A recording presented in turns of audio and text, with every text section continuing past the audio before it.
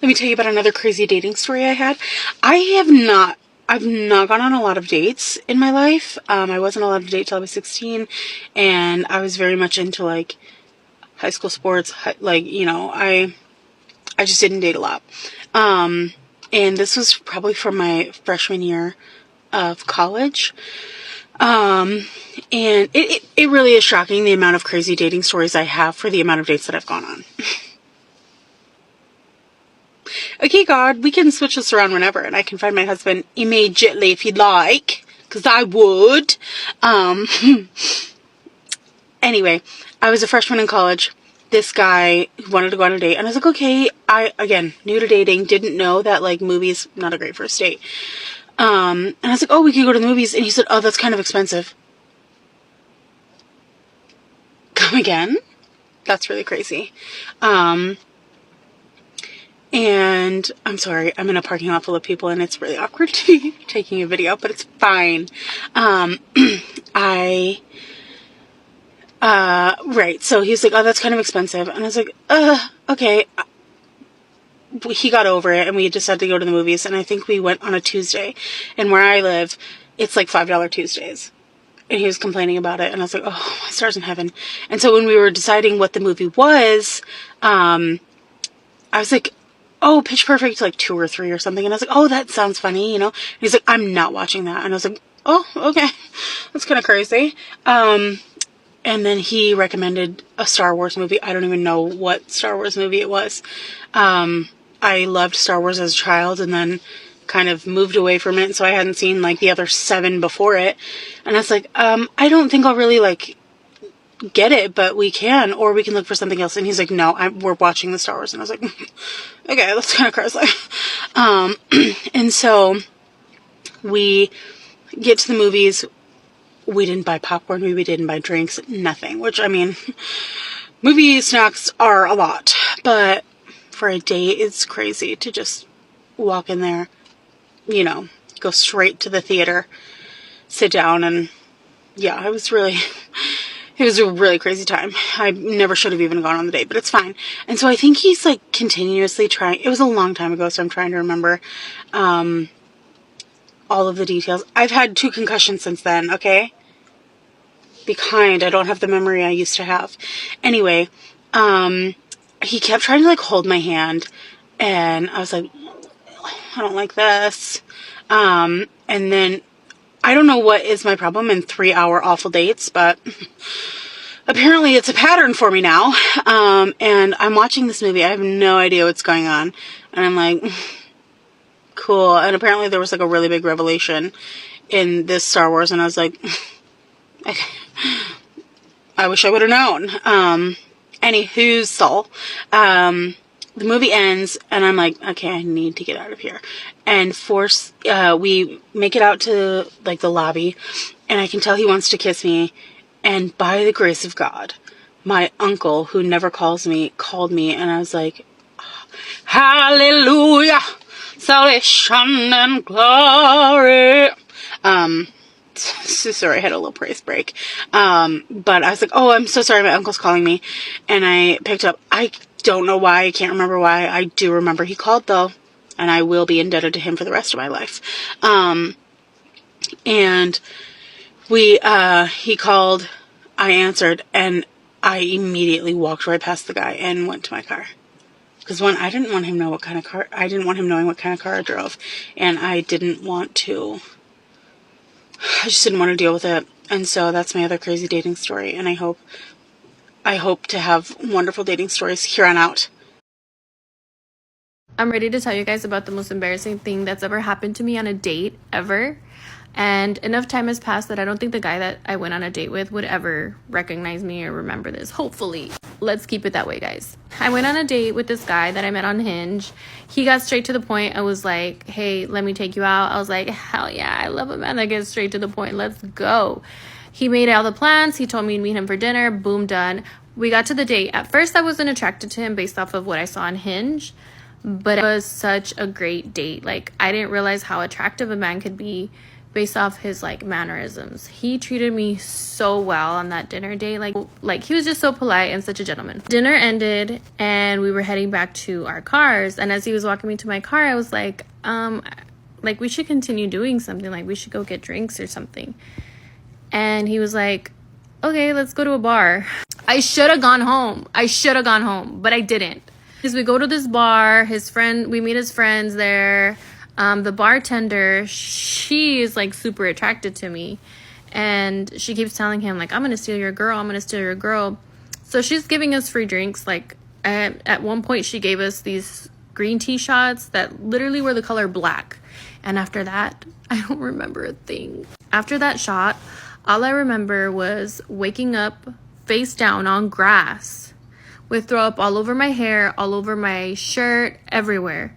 And I was asking him to get me an Uber home, and him and his friends were like around me. I just remember like looking around, and they were like standing around me, and he's like, I can't get you an Uber because if you throw up in an Uber, you're gonna get banned. And I was like, I don't care. Like I was yelling like, get me home, and I was just throwing up everywhere. I was in and out of it. So apparently he said I fell asleep for like 45 minutes out on his front lawn, and he was trying to get me inside the house. So they literally had to sit out there while I slept and watch me sleep for a little bit. It was so embarrassing, guys. So at one point he grabs me to try to bring me inside, and I'm like on all fours, right, on the floor, and he grabs me from behind, and he kind of like grabs me from where my stomach is and like pulls me up.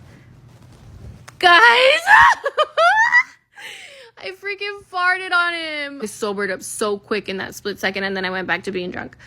But he got quiet. I just remember like I farted on him, and then it just got quiet, and then he proceeded to try to bring me inside. Somehow he dragged me into the house. I ended up falling asleep on the floor, and he was like begging me to get on his bed, and I was like, no, like leave me alone. I threw up on his carpet. It was just chaos. Somehow he got me to get on his bed. I woke up at 7 a.m. with his arm around me, wrapped up around me, and I smelled like throw up. It was the most disgusting thing ever. I quietly, I found my phone, I quietly ordered an Uber, and I went home. And I messaged him on Hinge, and I was like, I'm so sorry, this is so embarrassing. And then a few minutes later, he texts me, and he's like, I think you forgot you gave me your phone number last night. Guys, he's like, you don't have to be embarrassed. I want to see you again. It was the most awful thing ever. His name was Cole. He was such a cute guy. Like, he was this white boy, such a gentleman. I don't know what happened. I think I was just so embarrassed over what had happened that I couldn't be confident around him because he had seen too much, and that was like the lowest I could ever. I've never done that. I don't know why that would happen. I think somebody might have roofied me. That green tea shot, I'm sure there was something in there that I did not approve of. This is probably one of the craziest stories I have in my vault. Strap in and take a ride with me, bitch. I'm 16, 17, maybe however old you are when you're a senior in high school. And I'm allegedly drinking spicy water. Okay, yeah. And I convinced one of my friends to throw a party at her house. And a party we had. And I had told my mom that I was having a sleepover at a different girl's house. Because I was like, I gotta cover all my bases. Because my mom was crazy. If she randomly showed up, I didn't want her to show up to the party. You know what I mean? So if she did show up, at least I just wouldn't be there. You know what I'm saying? And so I had told her I was at this girl named Alex's house. She's like, okay, period. Well, like I said, we had a party. And a bitch got lit. I'm the life of the party. What the fuck did you want from me? I'm doing shots left and right. I'm thinking I'm in the fucking clear, bitch. Then my mom calls me out of nowhere, 11 o'clock at night. She was crazy like that. She always kept me on my toes. Bitch, I can't even see straight. I couldn't even count my toes on my left foot. And she's asking me where I'm at. That was a trick question. I'm not even comprehending what's going on. I answered the question wrong. She knew something was up. I was trying to talk soft to not sound drunk. And she goes, what's wrong? What's going on? I'm like, fuck, I need to make something up. Because there's obviously something wrong with my voice. And it can't be the alcohol. So I go, oh my God, Mom, Stacy and Alex and fucking Sabrina all got into a fight. And they're all fighting. I don't know why I went that route. But I did. And she goes, what? You're not making any sense. I wasn't making any fucking sense. A little slur of the words. I wasn't making sense. She goes, you're drunk. I go, no, I'm not, Mom. Oh my God. Why would you say that about me? She goes, get your shit ready. I'm going to be there in 5 minutes. Yeah, she's about to be at the girl's house that I'm not fucking at in 5 fucking minutes, bitch. I'm like, oh fuck. I look at my friend. I'm like, I gotta go. We have somebody from the party drop me off at the friend's house that I was supposed to be at, right? Mind you, it's dead winter. I forget my winter jacket at my friend's house, like the friend's house that was throwing the party. The friend goes and drops me off. They pull up to the street. My mom's already out in front. She's quick with it, let me tell you. I was like, fuck, don't pull up, because I don't want her to see me. I said, pull up to the next house at the end of the block. I'm gonna get out. They're like, what are you gonna do? I'm like, don't worry about it. Mind you, I'm fucked up at this point. This is the end of the block. Her house was like 8 houses down, bitch, okay? No alley on this particular block. Yes, ma'am. I am hopping chain link fucking fences like my life fucking depends on. I'm in jeans and furry ass fucking boots, no jacket on, fucked up. I'm hopping these fence. I go to hop the last one. The top of the chain link fence was like sticking out. I didn't see it. I sliced my fucking inner thigh through my jeans, through my fucking skin, my fucking epidermis. I'm fucking gushing blood everywhere. I can't get off the fence because I'm stuck now on the top of the fucking fence. I'm riding it like a damn fucking horse. And in order to get off, I have to rip my jeans further and slice my skin more. I get off the fucking fence. I'm running. I'm like running to her house. I'm like, boom, perfect. I'm gonna go through the side door and make it look like I came out the side door. I'm trying to hide the scrape, my battle fucking wounds. I pretend like I came out the side door. I'm walking to the front. My mom goes, where's your jacket? I'm fucked up. I can't see straight. I go, oh, duh, obviously. It's at my friend's house. I go to my friend's house, the house that I was not at, but I do know this girl. We were friends. And I go to open her side door. It's not opening. I'm like, what the fuck? Why isn't it opening? I was just here. Like, what the fuck? In my mind, I was at this girl's house because I was fucked up, right? I'm like, oh yeah, I forgot the side door is a little finicky. You got to lift it up. Boom, the door opens. I'm like, fucking period. I go in her house. I go in her basement where we used to always hang out. I'm flipping fucking couch cushion. I'm looking underneath things. Where the fuck is my fucking jacket? I got all the lights on. I'm making hella fucking noise. Where the fuck's the jacket? Oh, it hits me. It's upstairs. Duh. At this point, I have no fucking clue that I am breaking and entering into somebody's house, allegedly. I stomp my way upstairs with zero care in the world, zero care for loudness, nothing. I have all the fucking lights on. I make my way upstairs. I'm looking in the living room. I'm looking in the kitchen. I go, oh, obviously it's in the foyer where there's like hangers, right? I look, I can't find it. I'm like, fuck it, whatever. Like, she's just gonna be mad that I forgot my jacket, fucking whatever. I now leave through the front door from a house that I was never in. I open the front door. I look in front. My mom is talking to the girl's mom. She pulled up because she just got done dropping off her daughter at the party I was at. Yeah. I realize I may have been caught, but you can't fault me for trying to still try and save myself, okay? I went down fighting, bitch. I stumble my way to the car. And my mom goes, get your fucking ass in this car right fucking now. What the fuck is wrong with you? I'm like, okay. She goes, you're fucking drunk. I'm like, no, I'm not. Shut the fucking time. See, I can't, sorry. I get in the car. I sit down. She goes to the mom, I'm so sorry, blah, blah, blah. I go to look at the house. Her dad is standing in the fucking doorway. I realize I just went through this girl's house. I never been there. I wasn't supposed to. I just went through this girl's house with her without her even fucking being there. My mom gets in the car. She goes, you fucking smell like vodka. I go, are you ready for this? I use hand sanitizer. It's the alcohol and the hand sanitizer. She goes, give me your fucking phone. I was scared for her to have my phone because I was sending everybody the Addy, bitch. I was like, come through, party. Here's the Addy, come through. She goes, are you fucking stupid? You just went through that lady's house and her husband called her and said that somebody was going through their house and her husband was on the phone with the wife in front of my mom, following me around the house, looking for my fucking jacket, and I had no clue that he was following me around. At this point, bitch, you gotta call a loss. You gotta take the L. I was like, oh, fuck me, man. Like, all right. She goes, give me your phone. Bitch, she took my phone. Oh my God. Everything was ruined. Party canceled. I didn't want her to get more mad. So I'm sitting in the passenger seat, fucking bleeding out from my thigh, ripped ass fucking jeans. And I didn't want to tell her because I didn't want her to know that I just got done hopping 6 to 12 chain link fucking fences. So I just had to sit there in pain. And you know what she did to me as a punishment? She goes, oh, you have no idea what you're getting up to tomorrow. Obviously, I wake up hungover as shit, right? This woman wakes me up at 5 a.m. She throws paper towels at me and a fucking Dawn bleach fucking thing and goes, get up! Clean the bathroom. I want it spotless by the time I come back, and don't you dare ask your brother for help. Bitch, I couldn't breathe. I was so hungover. Have you ever been that hungover that you couldn't breathe? That's how bad I was hungover. And I crawled to the bathroom with my paper towels and my little spray bottle. And I started crying. I did, bitch. And I sat on the floor with my paper towels. Please help me. To my brother. And my brother said, Taylor, no, I can't help you. Mom said she was going to beat my ass. I'll do anything. I'll do anything. I did clean that bathroom. You could have ate off those floors. I cleaned it with my tears from that day. R.I.P. A couple of months ago, I was looking for a job, and I know that right now it's hard finding jobs. So this is how I found my job, and I will never, ever, ever find a job a different way. Basically, I did Indeed, I did LinkedIn, I was on all the websites, okay? I was on all of them. If you really look, when you apply for a job, it says like 200 people applied, 400 people applied, sometimes 1,000 people applied for that one job. So there's two things you could do. You could either go on Indeed, look at what job you want to apply to. Don't apply through Indeed. That's so useless. Go on the website of that company. Apply on the website.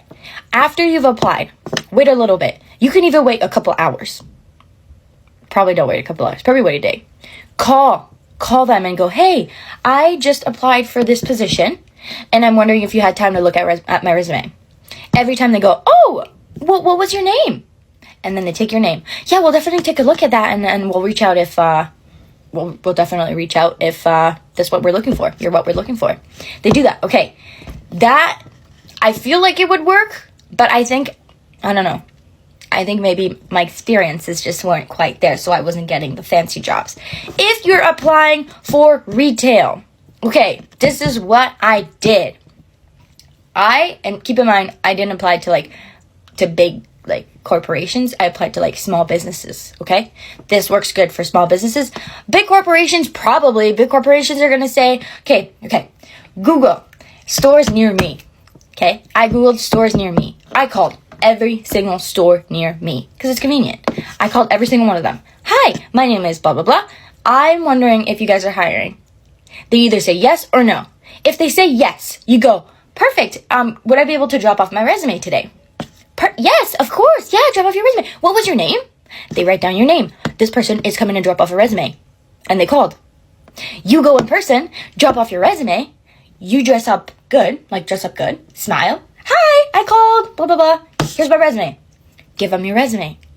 3 days later, I get a phone call. Do you want to come in for an interview? Yes. Go in for an interview, get the job. That's what you have to do. And after dropping off your resume, maybe give it 2-3 days. Call. Hi, my name is this. I dropped off my resume a couple days ago. I'm just wondering if you had time to look at it. Yes, we were actually going to call you to do an interview.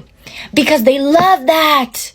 I know it looks like, it's embarrassing to call and whatever. They love that. They want to know that you're interested. They want to know. Even big stores, if you call and they're like, yes, apply online. You apply online, they're probably going to write your name down. A couple days later, hey, I applied online. I'm just wondering if you had time to look at my resume. Oh, who is this? Write your name down. Every time you call to ask if they had time to look at your resume, they take your resume and they put it on top of the pile to make sure that they look at it because they like that you called to see if they had time to look at it. It worked in 2 different stores for me. That's how you do it. Period. Actually, it worked in 3. It worked in a bunch of places it works. That's how you have to do it. Forget about Indeed. Forget about all of that. Okay? It's useless. Call. You need to call. And when you do your interview, look at the person in the eyes. Be honest. Be honest, but try to be yourself, but don't be friendly. Don't be this my best friend. We just meant oh my god, girl. Blah, blah, blah. No. Be normal. Be normal. For example, on my interview, she was like, what are you looking for? What are you looking for? And I said, honestly, I feel in a lot of my jobs, I work hard and I try to do my best and I'm good at what I do, but I'm not really appreciated. I feel like I'm very much replaceable, and that's not something I appreciate. I want to feel that I'm appreciated for doing good work. And she was like, yes. She's like, that's exactly how we like to treat our employees, and I think you're at the right place. And I said, perfect. And I was hired. And I think it was that honesty that got me the job. But obviously, maybe somewhere else, maybe in a big corporation, that wouldn't have worked. I was interviewing for a small business, okay? But yeah, Just be honest. Be yourself. They like to see that you're human. They like to see you're not just like kissing ass because you want to get the job. Just be yourself. Be human. I have the maddest story to share with you today, and it's the sort of story that you only hear on the news, social media, and in movies. So I never thought that something like this would ever happen to me. Some of you may know that my mum is a foster carer. She's been a foster carer for over 10 years. Now, she hasn't taken any new children in a very, very long time. She gets a call from the fostering agency to say that there is a child that's in need of a desperate placement. Now, this child is someone that at the time they were 15, supposedly about to turn 16, and she was fleeing the war in Congo. Free Congo, that's something that's very real and that's very sad, so free Congo every time. So her background was that she had basically walked into a church in Manchester and said that she had nowhere to stay. When she had made her way to the UK, she found a lady who kindly let her stay with her. So the only things that she had on her was a handbag and some yellow sandals. The fostering agency asked if my mom would be able to kindly take her in, and after hearing her story and also knowing about what is going on in Congo, of course my mom said yes. This was actually during the time that I was in Ghana, so I didn't get to see this girl until I came back home. But there was just some strange things that my mom started to notice. She didn't quite look 15. 2 days after she moved in, she said it was her 16th birthday, and when you are a child that is in care, your foster carer is obligated to give you, I think, at least a minimum of £100 and buy you some birthday gifts. So I also thought that was quite strange when I found out that her birthday was like 2 days later. So I remember when I was coming back home and I was asking my mum, how has it been going while I've been away and that sort of thing. And my mum was just like, I'm not really too sure. Like, I just get a strange feeling about her, but you see for yourself when you see her. She doesn't really look 16 to me, but let me know what your thoughts are. I've heard about stories like this, but I just thought, what were the chances? Anyway, I meet her, and the only way I can describe it is she looks like one of those people that she could be 16, but she could also be 30 years old. Black don't crack, so I wasn't too sure. But there was just certain things about her mannerisms that really didn't seem like a 16-year-old girl. She also claimed that she didn't speak any English whatsoever, so she only spoke French and Portuguese, which luckily my mum can speak them both fluently. So I was not actually able to ever communicate with her. I was in the sitting room one day and I was just watching Netflix, and she came downstairs and she was like, "Oh, is your mum home, by the way?" And she literally said it in perfect English, and I was just like, no, she's out at the moment. And she saw what I was watching on the TV. I think I was watching Cell in the OC. And she just stood by the TV watching it for like 5 minutes. And I was just thinking, I thought you said that you didn't speak any English. There was also another occasion where we were all eating dinner and my mom said to me, "Have you seen the black cup anywhere?" She literally went to go and grab the black cup for my mom and give it to her. And me and my mom both realised at the same time, but we obviously didn't say anything. Now, there's so many different stories, and this has been just a 1 month span of time. But one I found really funny is she was watching TV one time, and my mum asked her what she wants to watch, and she wanted to watch cartoons and Barbie. Obviously, she could really like Barbie and cartoons, but to be honest, I feel like the typical 16-year-old doesn't really watch those type of things that she was watching. I really found it strange how my mom drove her to church one day, and then after that, every Sunday, she would just walk to the church by herself. And I just felt like, if you've just come to this country by yourself, do you really know how to get somewhere? 15-minute walk, 10-minute walk, that sort of thing. You don't even have a phone. It was really given that she'd been in the country a long time. But I was minding my business. So as there was some suspicion that she might not actually be a 16-year-old, the Home Office just wanted to do some additional checks on her, and this happened last week Monday. When the checks came back, when I tell you my jaw hit the ground, my jaw hit the ground and has still not recovered. They'd managed to locate her passport due to her doing a fingerprint when she had the Home Office age assessment.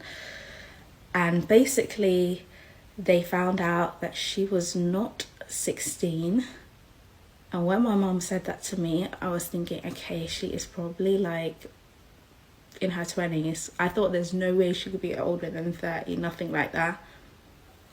This lady was 56.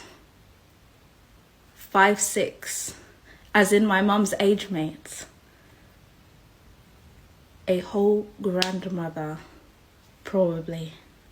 56 years old, pretending to be a 16-year-old.